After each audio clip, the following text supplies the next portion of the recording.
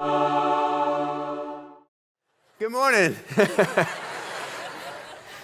Glad you're here. Thanks for coming. We're going to do something today that many of you it will just be a reminder and a review for you because we've been doing this for some time and you have been a part of it. But many of you, this is going to be new information. And we decided some time back that we needed a change around the Christmas season. And here's the truth of it. We believe Christmas can still change the world. We absolutely believe that can happen, but not the way it is presently celebrated. That something had to change, that we had to reclaim the holiday. And so we found something. Someone in our church actually exposed us to something called Advent conspiracy. And some years ago, we began to look at that.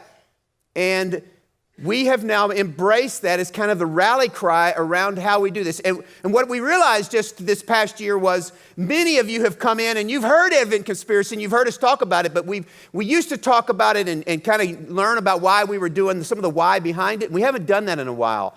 And so this morning is a reminder about some of those things so that we can kind of make sure that we're all on the same page. Some of the why behind it. Why we might do what we do. A way that we can reclaim the holiday. And I feel like I'm reminding you of something, most of you, some of you not, but some of you just reminding you. And I feel like I'm in good hands here. I'm in a good spot. First, in 1 Peter chapter 1, Peter wrote this in the Bible. He says, "So I will always remind you of these things, even though you know them and are firmly established in the truth you now have. I think it's right to refresh your memory as long as I live." And he understands, and we understand, that left to ourselves, we can lose the focus and some of the reasons behind it. It can become less clear. And suddenly, the Christmas season comes around, Advent conspiracy, yeah, we kind of do that thing. And before long, we lose some of the focus about why we do what we do. We started doing Advent conspiracy in 2009. And in 2009, we established this practice of doing Advent conspiracy. And since that time, what we did was we decided we would take the Advent conspiracy. Let me let you in on a dirty secret. And instead of using the end of the year to balance our budget in the church, we would raise money and just give it away. And since 2009, we have raised here it comes, and $25,582. Now, that's not counting WestGate Water, where we recycle stuff. That's just the offering for Advent conspiracy. That money represents in wells, 135 wells. I don't remember it. Come on, help me out. 135 wells which service 24/7, 365, 100,000 people in our world. Now, I know. Now, let's just be totally honest here. God didn't get done all he wanted to get done since 2009. But that's something. He got something done through us. I know in the big scheme of things, when you look at the problem of the world in terms of water availability and clean, safe water, that 2,000 children die every single day to water-related diseases. Every day. So I know the problem is much bigger than 100,000, but it's something. And by God's grace, until he shows us something different, another 6 or 7 years from now, maybe that number will be 250,000 people a day. It's not all that can be done. It's not all that maybe God wants done, but it's something. And we've determined that we would take Advent conspiracy and focus our attention on the problem of water. And I can't even begin to tell you how shocked I am at those numbers. Still, how shocked I am. Those of you who are here, you remember in 2009, we thought maybe after a few years we could dig a well or two. We might be able to do, someday do 5 wells. And now there's 135 wells just on the Advent conspiracy alone, plus WestGate Water digging wells and all. It matters. It mattered. 100,000 people. And this is not just, it's not that they had clean water. Listen, it's that moms didn't spend 6 or 8 hours gathering water for their family today.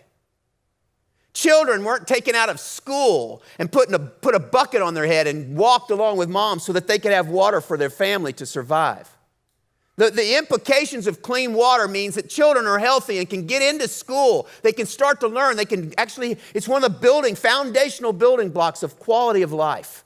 And in each and every situation, in all of those wells are tied to a local church that brings the gospel of Jesus into those areas. It matters. It matters. But I need for you to make sure that we remember the whys behind it. Advent, let's just take the word Advent conspiracy. Advent means literally arrival. It's mostly associated, especially this time of year, with the coming of Christ into the world. Webster's defines conspiracy as an agreement to perform together an illegal, wrongful, or subversive act. And since I didn't feel confident in just kind of changing Webster's dictionary, let's just together strike out illegal and wrongful. And what we're saying in Advent conspiracy is we're making an agreement to perform together a subversive act and to clan together as a group of conspirators that says the retail direction of the holiday season is going to be hijacked. We are going to conspire against that flow and do the best we can to move against it. This past Friday, Black Friday, we're told, it was projected that there would be 50 million shoppers spending $300 a piece on that day alone. In the month between Thanksgiving and Christmas, it's projected that $655 billion with a B dollars will be spent by Americans.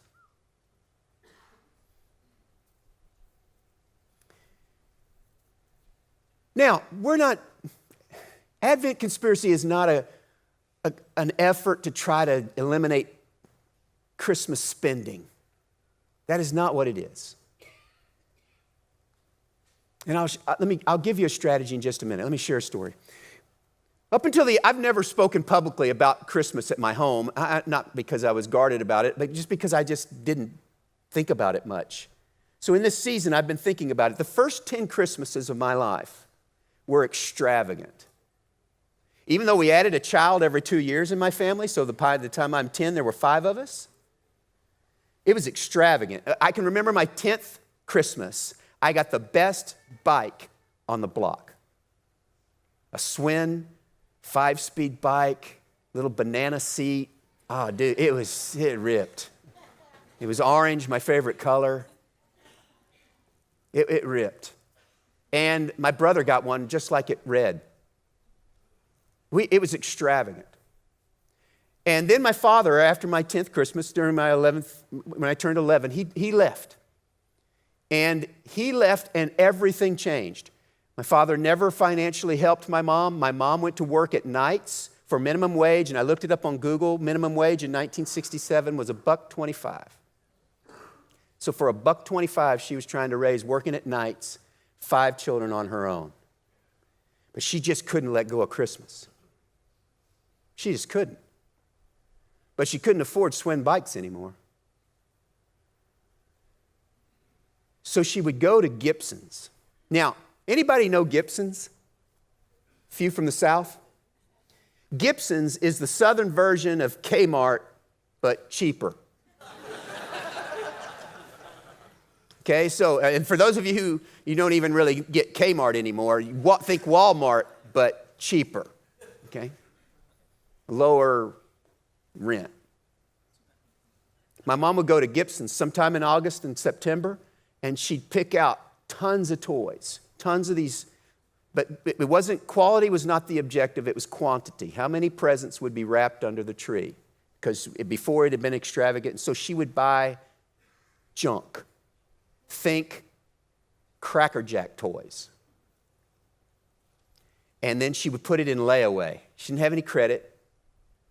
She'd put it in layaway, and then every week or two for the next several months, she'd go by and drop $1 or $2 off and pay it down.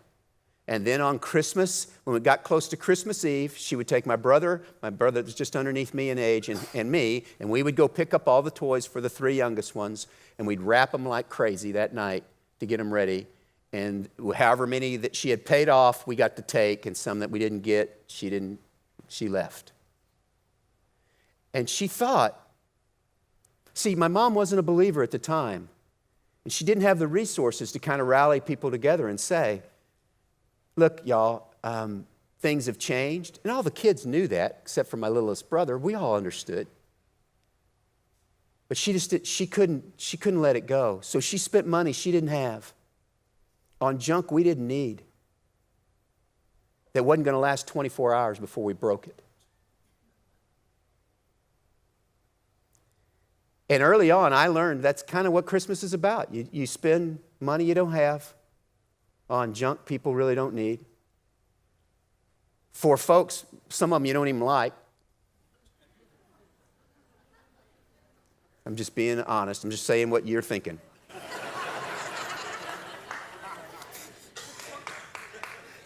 So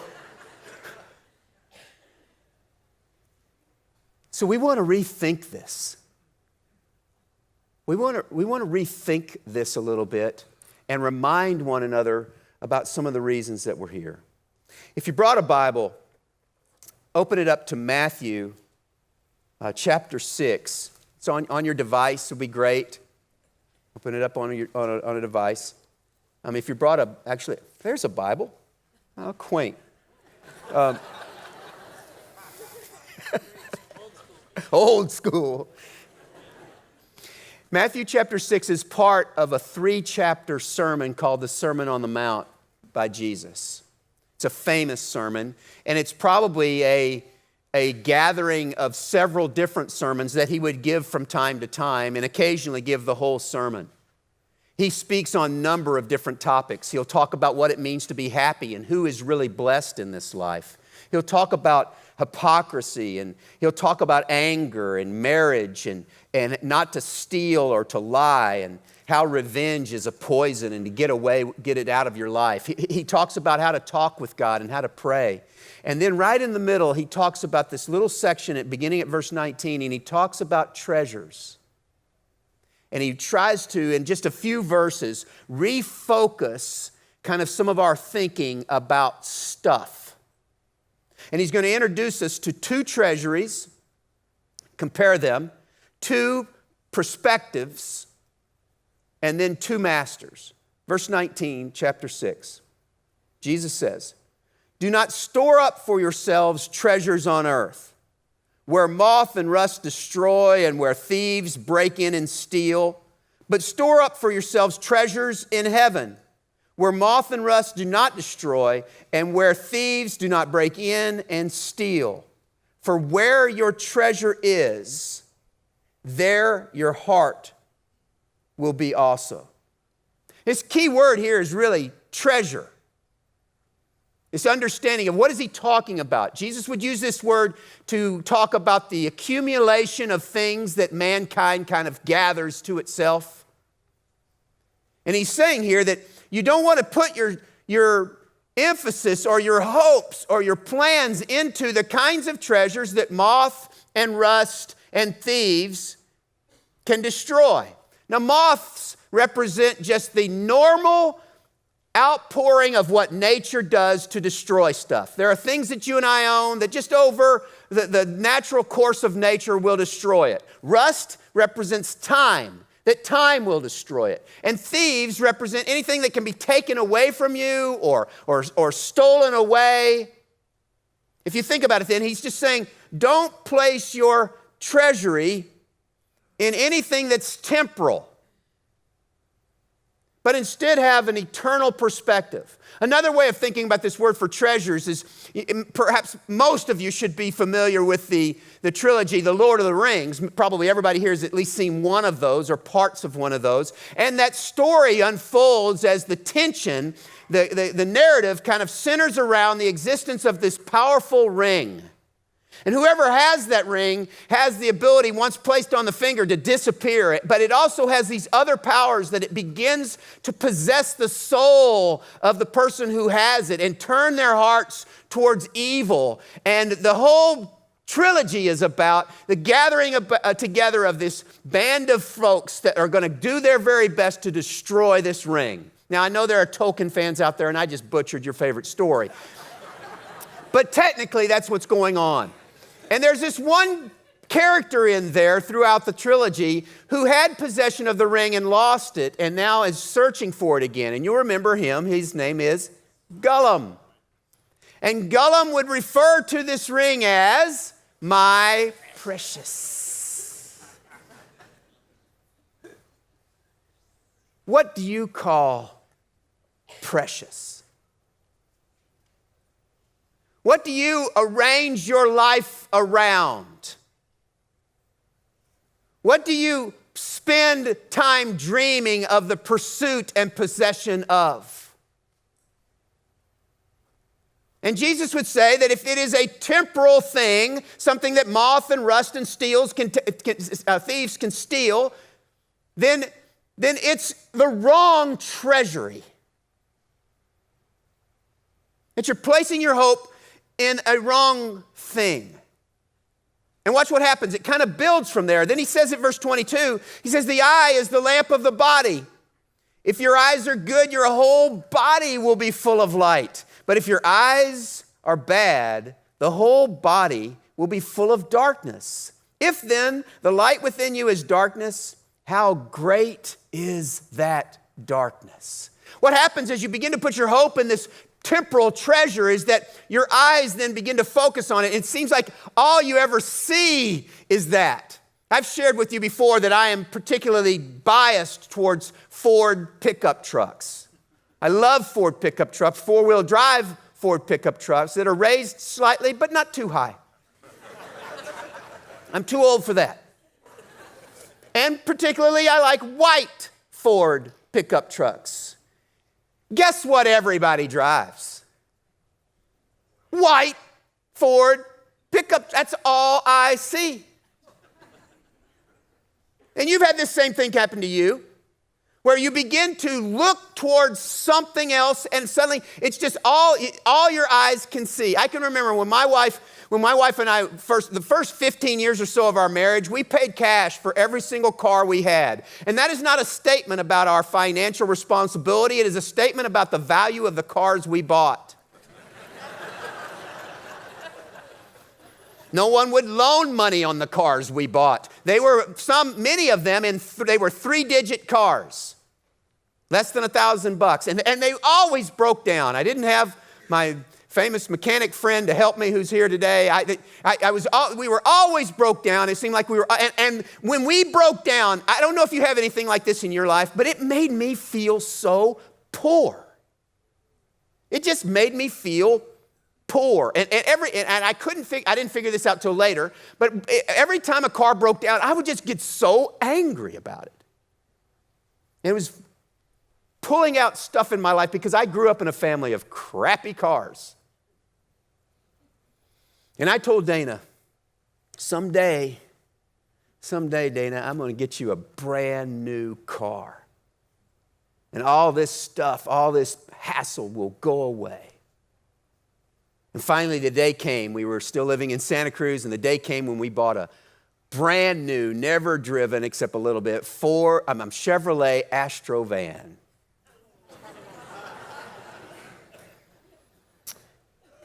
Within the first 4 months, it had been at the shop 4 times.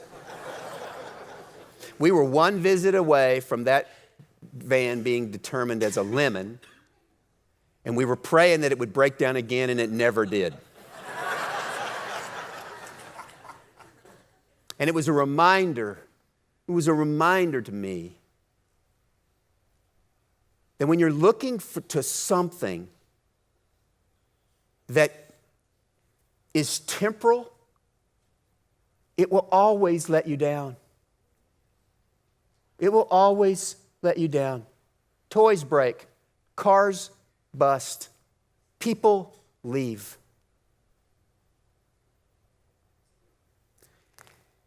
But he doesn't stop there. He goes on and says, where you put your treasure, then your eyes begin to focus on it and all your attention. And then he says, now watch, no one can serve two masters. It goes all the way to masters. This is a word that only Jesus uses in the New Testament. And it's talking about a full allegiance to something. Perhaps you're familiar with these words. They're fairly famous. Either he will hate the one and love the other, or he will be devoted to the one and despise the other. And then he decides to just get right to it. You cannot serve both God and money. You cannot. You cannot have a split allegiance, because you will eventually give that allegiance to one or the other. And my experience has been is that when I begin to put my hope and treasure into something that's temporal and my eyes begin to focus on it, eventually I don't put it aside. I'm drawn to it. And I make dumb decisions about how I can achieve or accomplish or possess it. And I am always, Jesus would teach and I would affirm, I have been always disappointed. Advent conspiracy is in alignment with our minds and hearts about what commercials tell us and what we will believe to be true. And we will choose, if we are wise, we will choose the truth of Jesus over the truth of the advertisements. The constant message that you are getting is that you just simply don't have enough. You don't. You need more. You deserve more. You should get more. And if you'll get more, the girls will notice you, or the boys. You'll get good grades. You'll get a promotion. Your hair might even grow back.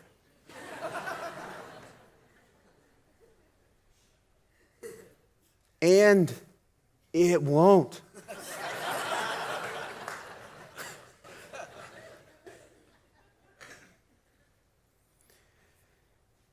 So what are we asking you to do? On the back of your handout, we've got a three-pronged plan to kind of go at this. The first is this. We're asking you to determine that in this holiday season, you will spend less. You will avoid destructive debt. By the way, that $655 billion spent this month, 30% of that is done by what they call destructive debt, which means it's long-term debt, which means they'll probably be paying for this Christmas, next Christmas. That we'll just determine that all of those commercials aren't true, that maybe we don't need all of that stuff, and maybe a $700 watch will be just as good as a $1,500 watch. And some of y'all are going, $700? I ain't spending that on a watch. That's true. I got this for about $50 right here. It's a good one. So we'll just determine that we're going to spend less. And then we're going to determine in some significant relationships, hear that phrase, in some significant relationships, we are going to give more. Now, I know this sounds like a oxymoron, but we're going to spend less, but in giving more, we'll give more of ourselves. We'll give less presence with a T and more of our presence with a CE. We'll determine some things that would be meaningful for people that we love in our lives, and we'll give them gifts that actually cost less money, but there are more of us. It might be that we'll make them something, that we'll put some photos together, that we'll plan a meal together, and we'll cook it at home rather than go out. It might be that we'll block a day and we'll spend a day together. Those kinds of things where there's an extended period of time where relationships are nurtured. And instead of trying to figure out what to do with that pair of socks you were going to give them, now they get the chance to sit and have a meal with you.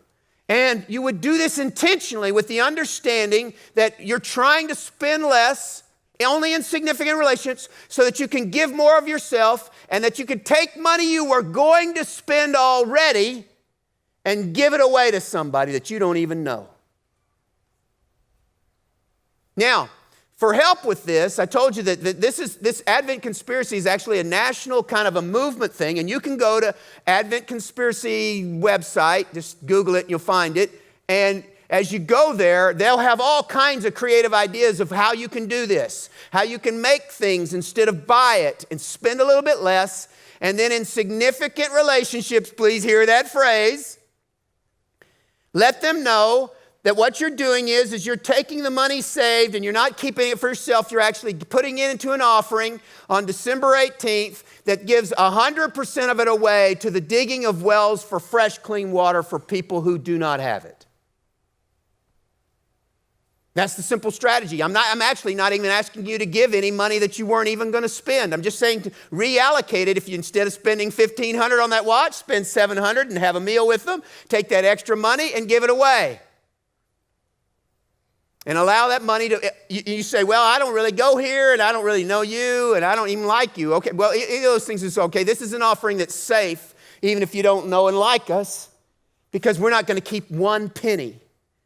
We're purposely designating this, and by law, we must give away every dime. And trust me, we do and will and want to.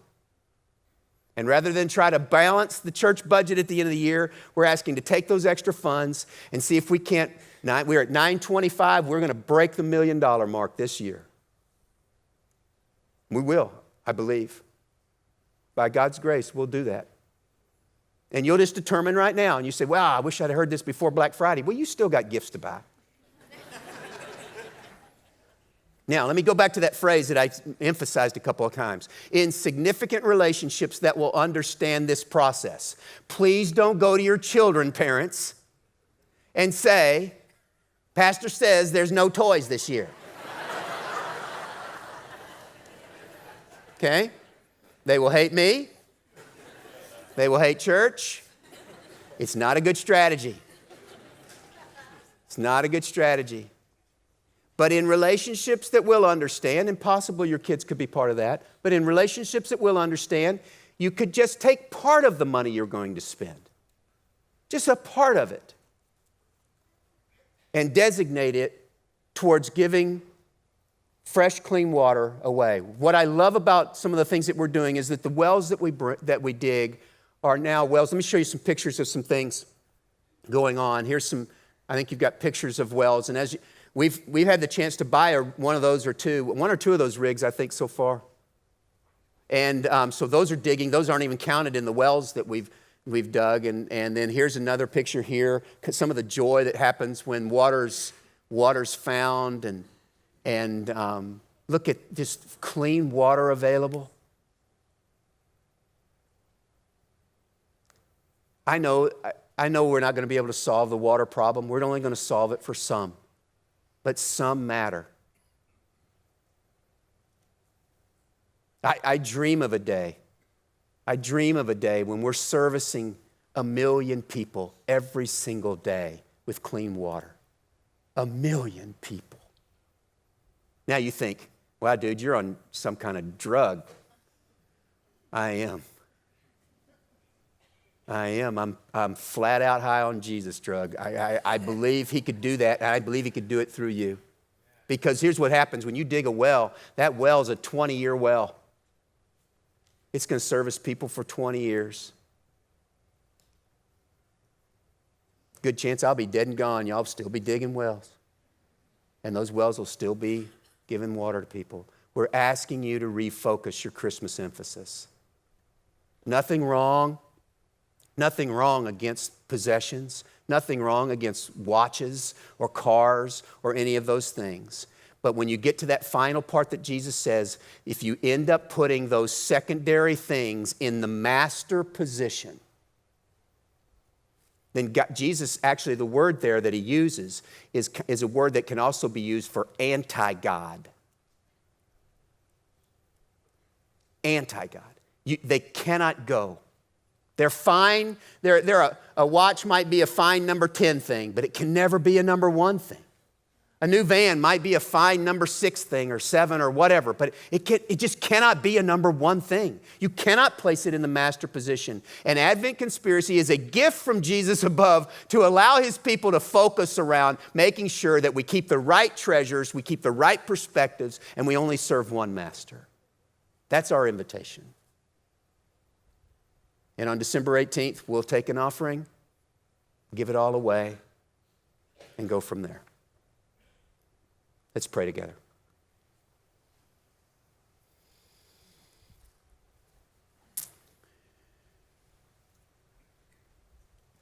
God, thank you for your kindness in our lives. Thank you for your provision.